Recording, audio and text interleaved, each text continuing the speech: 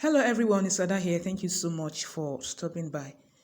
In today's video, I'm going to be sharing with you a YouTube short tutorial on how to locate the description section in a YouTube short video. Okay, so YouTube short is a feature released recently, okay, in the YouTube space where you find short videos of up to 15 seconds to 60 seconds, okay. So the first thing you're going to do is to locate the YouTube app on your Android phone, then you tap on it. So once it opens, you go down, you might find, some short videos as you guys can see here.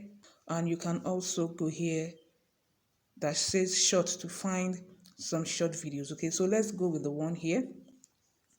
Okay, let's go with the one here on this video. So once you tap on the shorts video, okay, for you to locate the description section, what you're going to do is to go to these three dotted lines here, then you tap on it. Then next you're going to see description, you tap on description.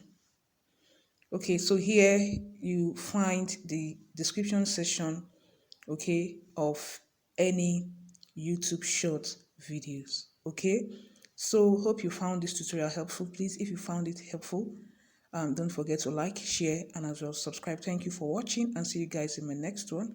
Have a lovely day. Bye for now.